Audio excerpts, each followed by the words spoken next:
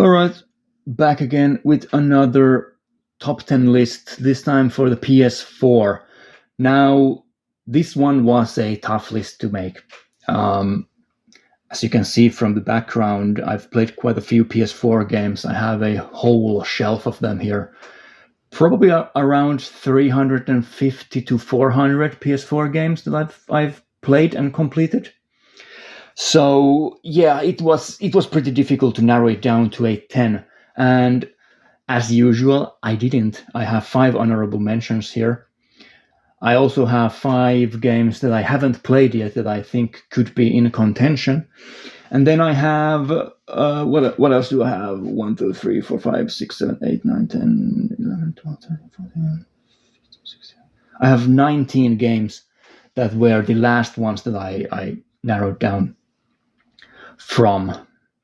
So when I went through my whole collection, I came up with a short list of 34 games that I think are exceptional and the top of the lot, the best of the best that I've played myself. Obviously, my taste is different to other people, so some people would have Uncharted here, I don't. For example, some people would have Horizon, I don't.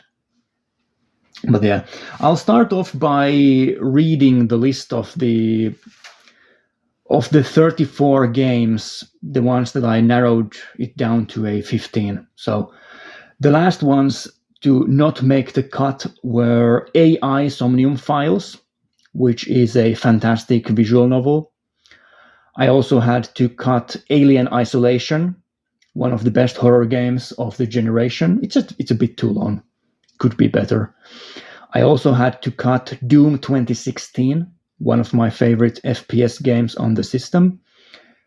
I mean, the overall quality here of game on this list is ridiculous. I also eliminated Hades, which is a fantastic action game.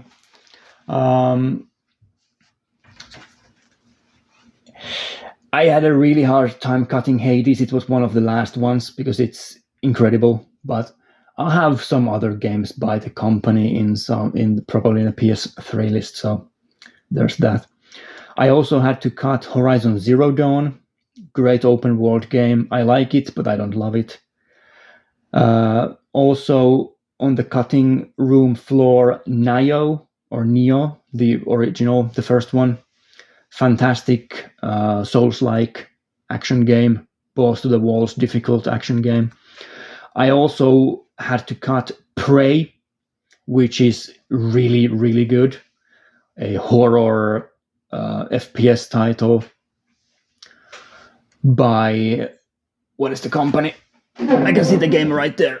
It is by Arcane. Yeah, so the guys who did Dishonored.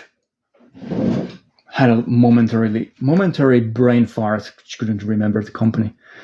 I also had to eliminate Resident Evil 7. What a fantastic reboot game that was for the series, the first one in the first person view. I also had to cut Sekiro, the From Software ninja game. There are other From Software games on this list that I like more, so that's that. I also had to cut Shadow Tactics, which is a criminally underrated tactics game on the system.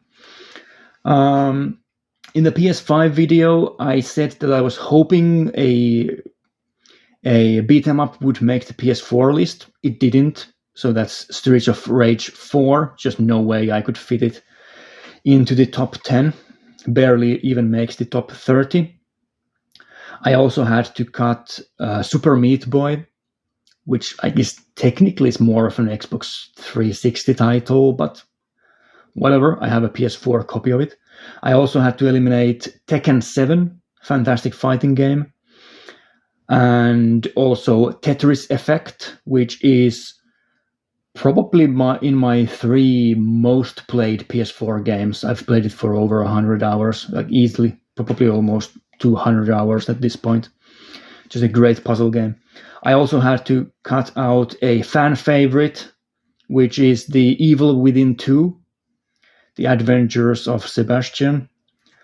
Great horror game, just not good enough for this list.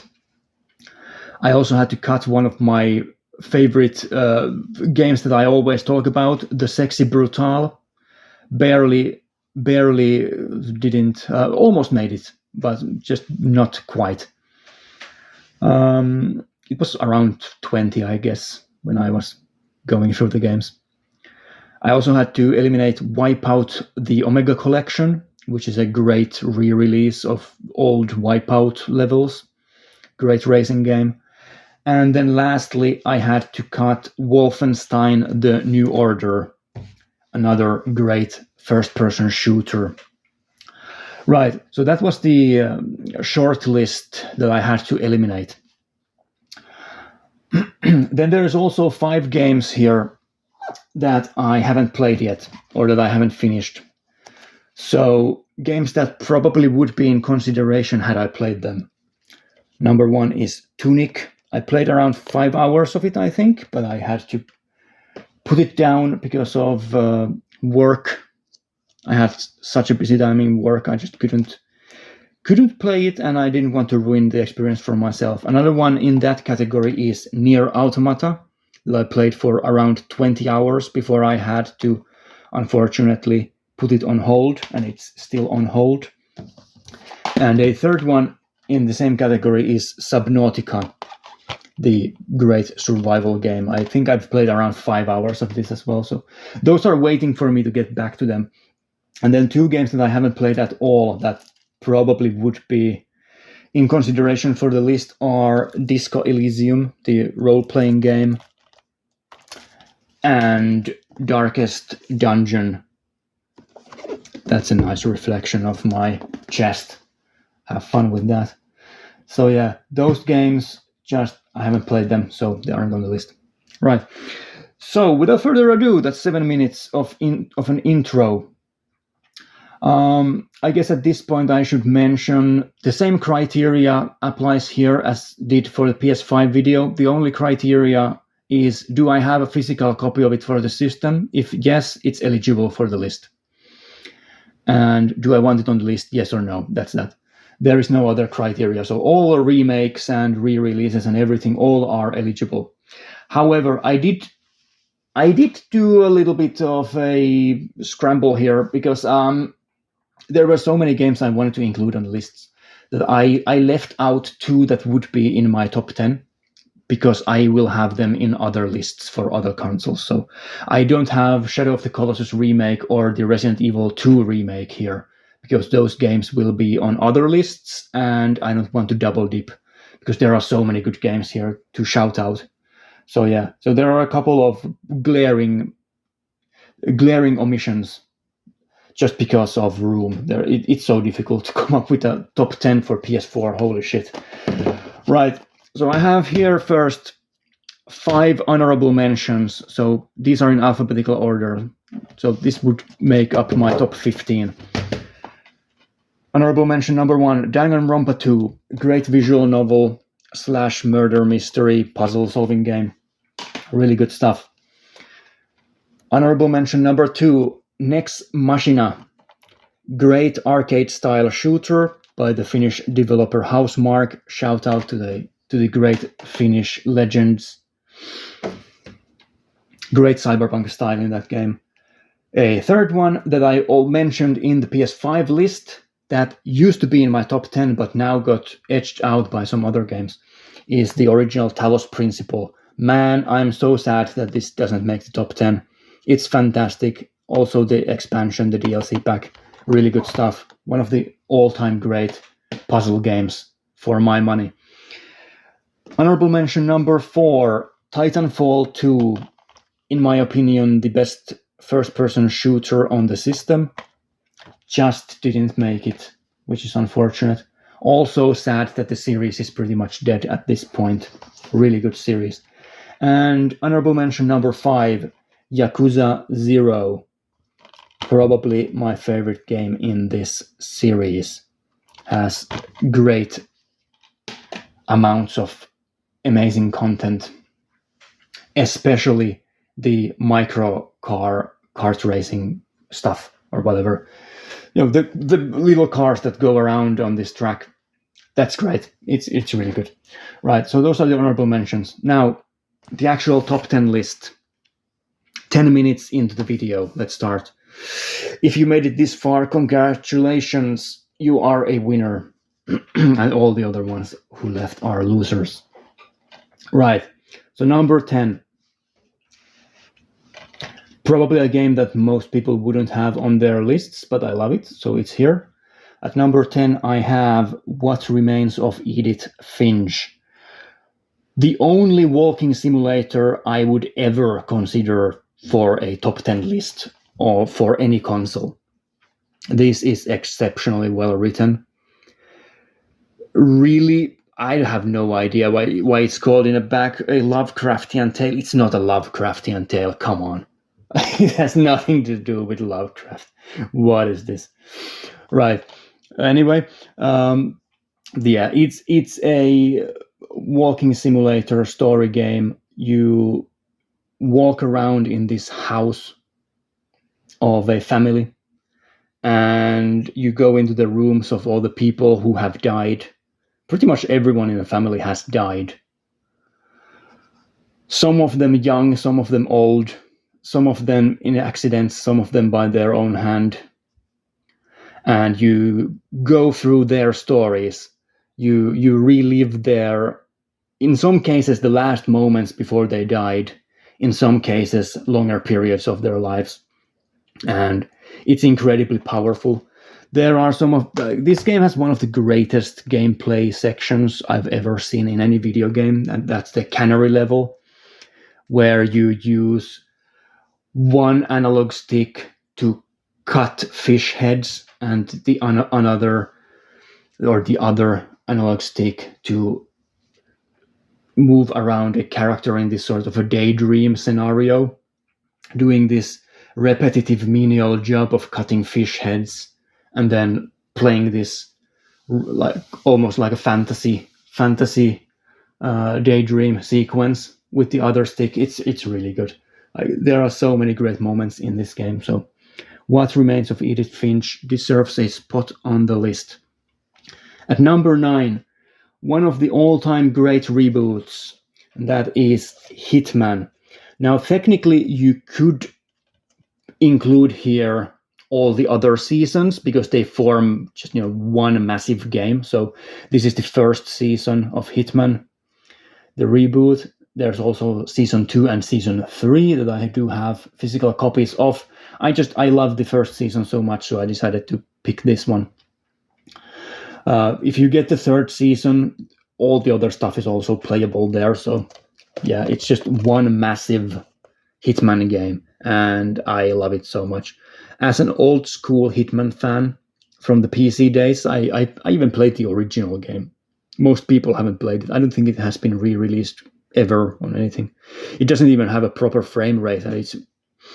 I remember when I played it on the PC, probably in 2012 or 13, it didn't even have proper frame rate, and it ran like shit.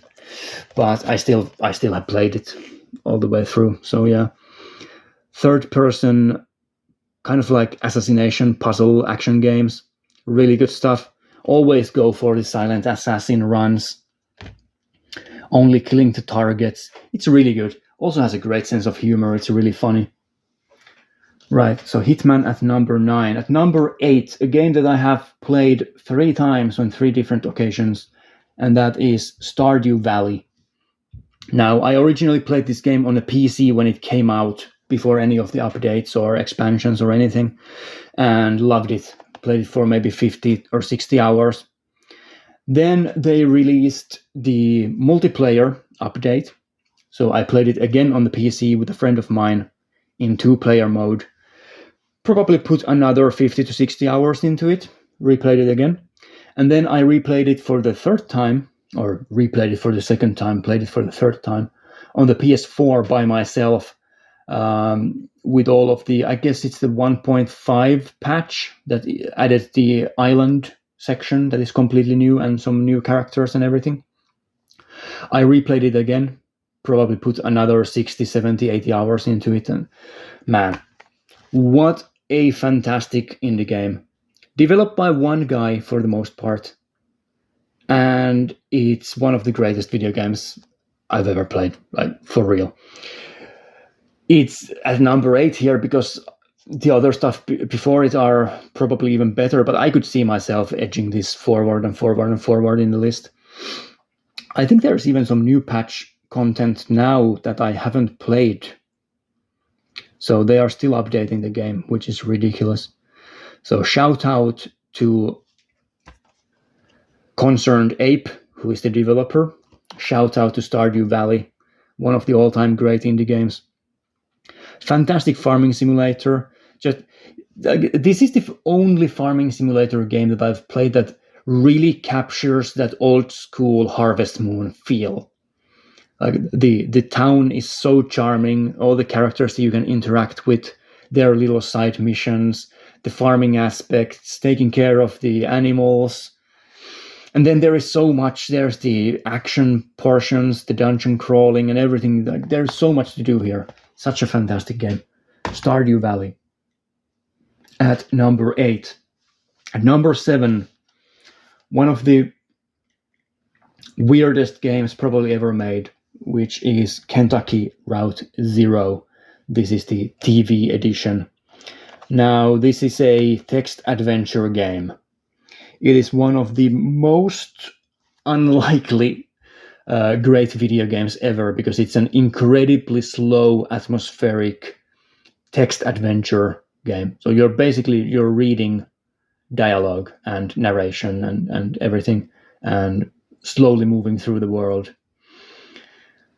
And it is just, it's a unique masterpiece of a game. Some people are going to hate it. Some people are going to love it. I recently, I didn't replay it myself, but I watched another person play through the entirety of this game.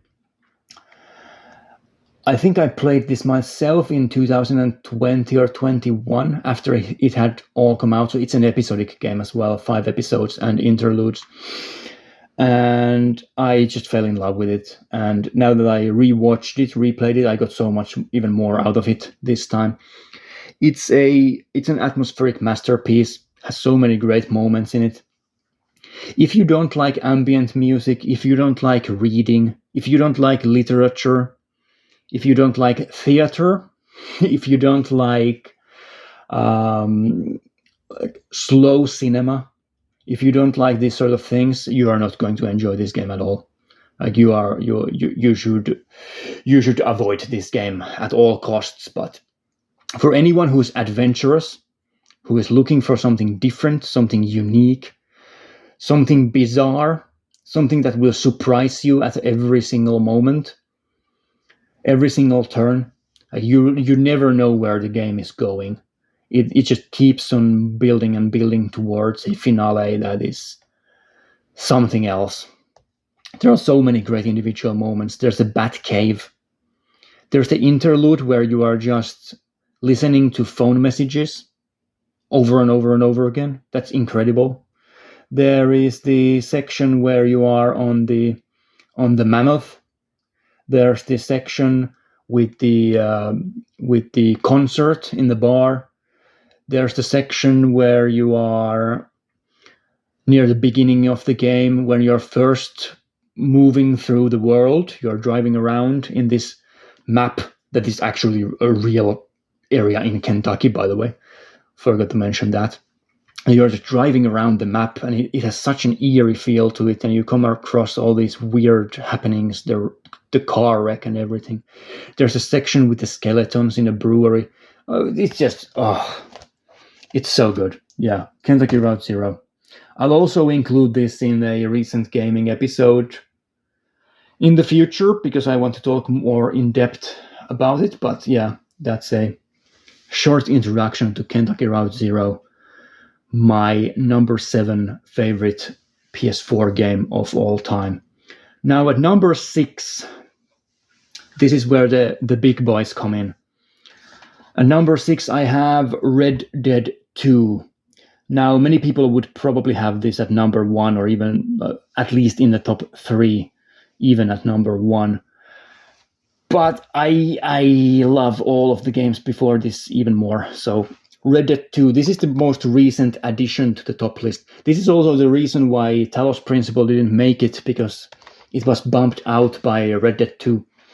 I played this not long ago, but yeah, I mean, it's an absolute masterpiece, all-time great video game. The most insane level of detail ever in any video game when it comes to animations and just how much there is in the worlds.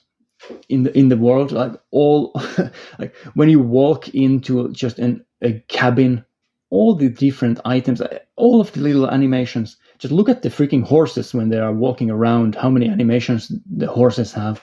It's insane. Like no other company other than Rockstar would ever pull this off. Looking forward to GTA 6. It's going to be a great time next year when that comes out. Unless it's a broken mess. I hope it's not. But yeah, Red Dead 2, I love westerns.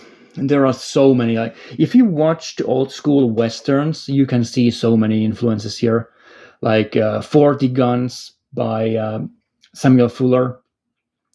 The Great Silence by Sergio Corbucci. All of these westerns, of course, the obvious ones like The Good, the Bad, and the Ugly, but there are so many influences here from so many different, even unknown movies that it is just, it's unbelievable, the level of quality here, right? So number 6, Red Dead 2.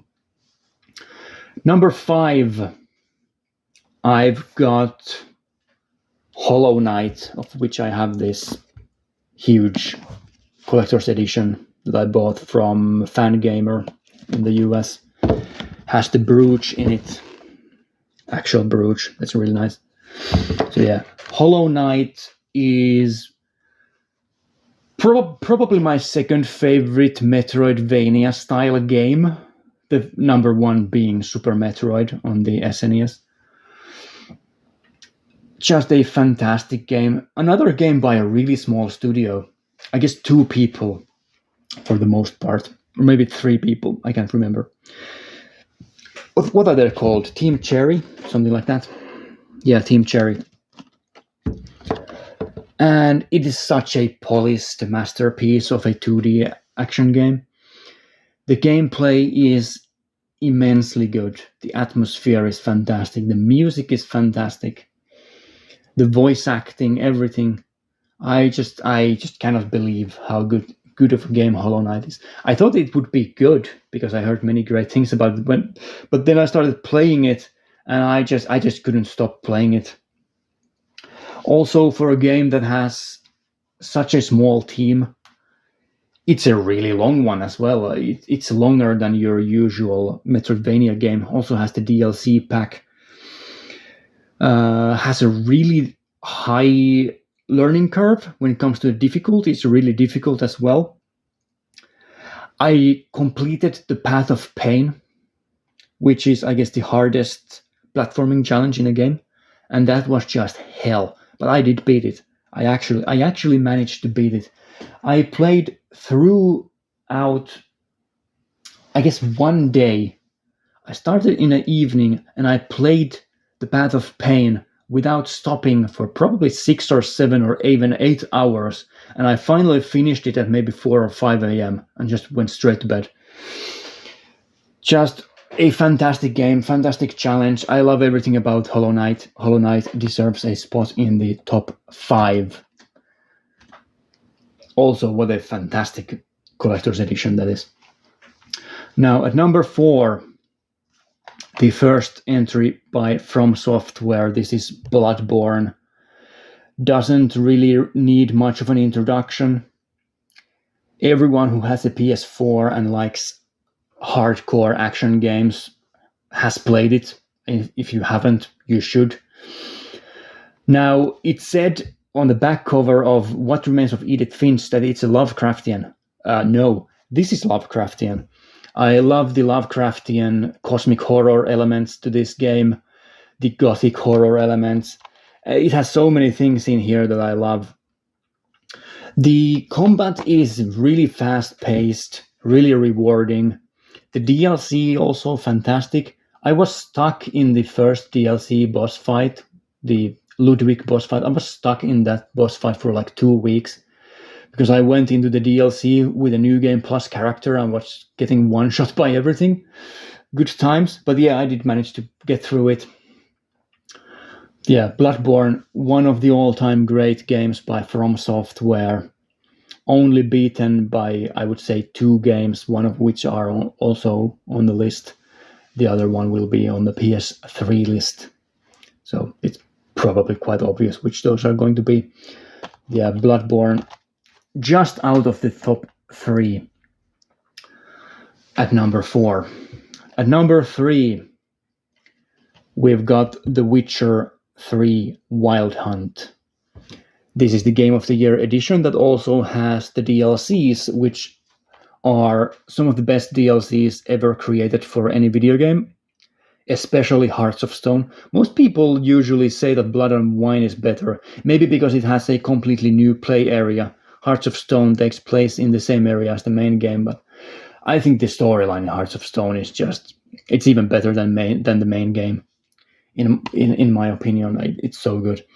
One of the greatest role-playing games ever. The combat is fine. That's the combat. I've never really enjoyed the combat in any Witcher game, but it's good enough.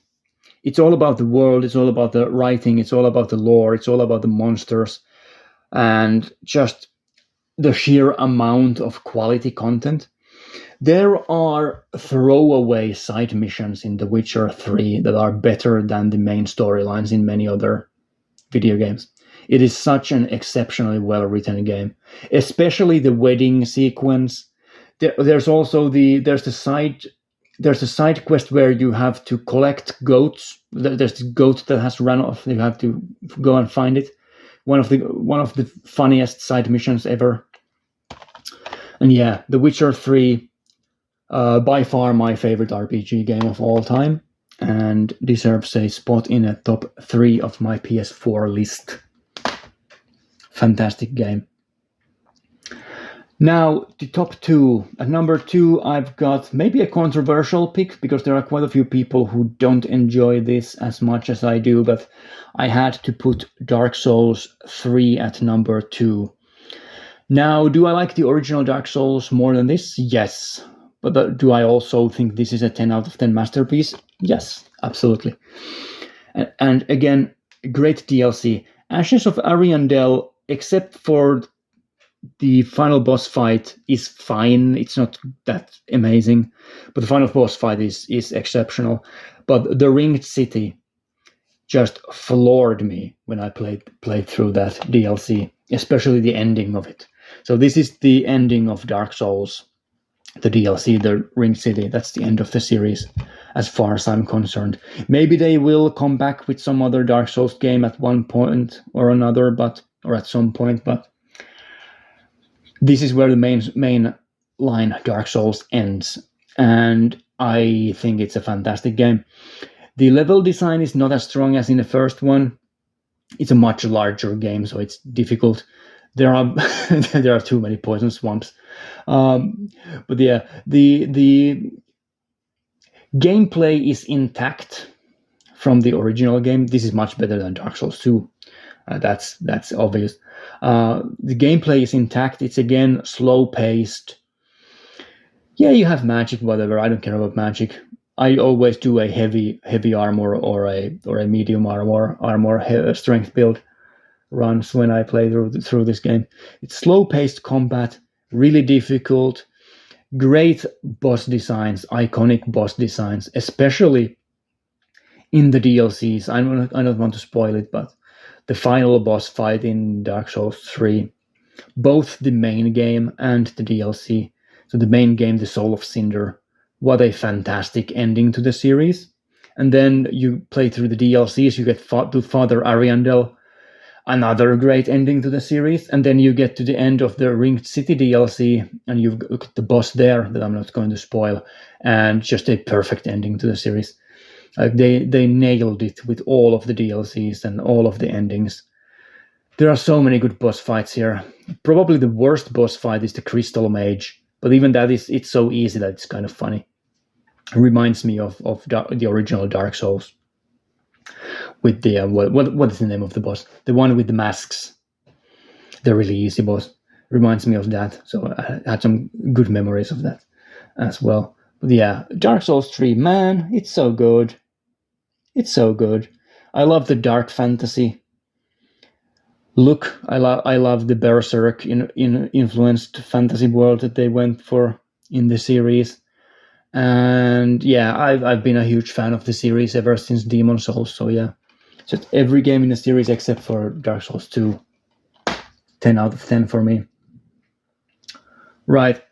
And then at number 1, I mentioned this in my review of God of War Ragnarok, that the God of War 2018 is my favorite PS4 game. Like, there is no other game on the PS4 that has as moving of a storyline as God of War, which is shocking for anyone who has played the original games, because the original games are not emotional at all, except for just rage and destruction.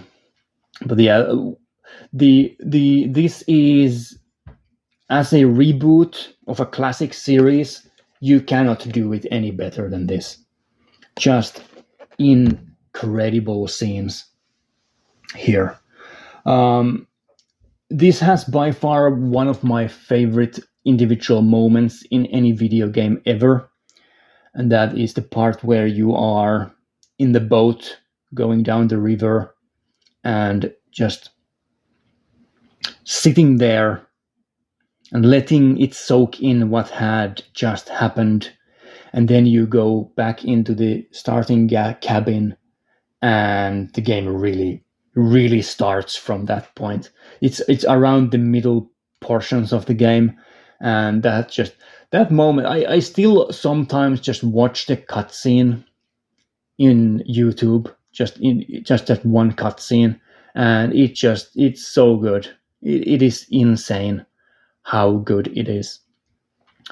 And everything about God of War is great. I love the old games as well, but this is the high point of the series for me.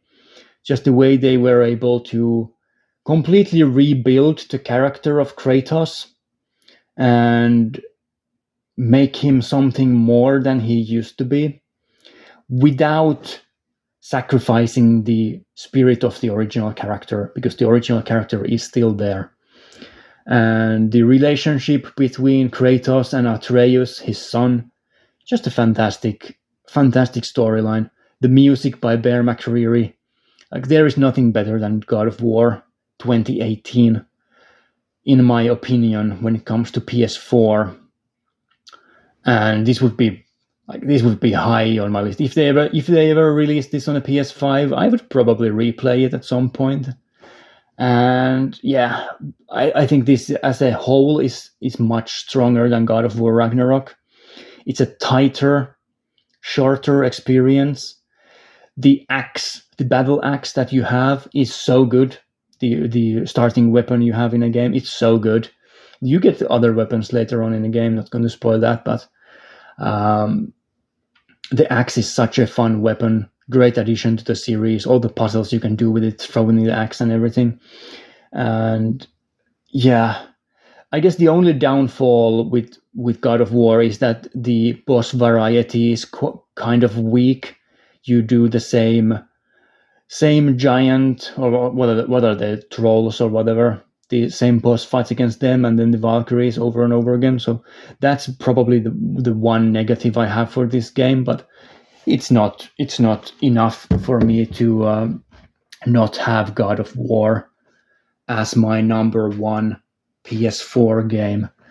I guess I'll do it like, I don't know, how should I do it? I'll do the thumbnail now. So that's the top 10.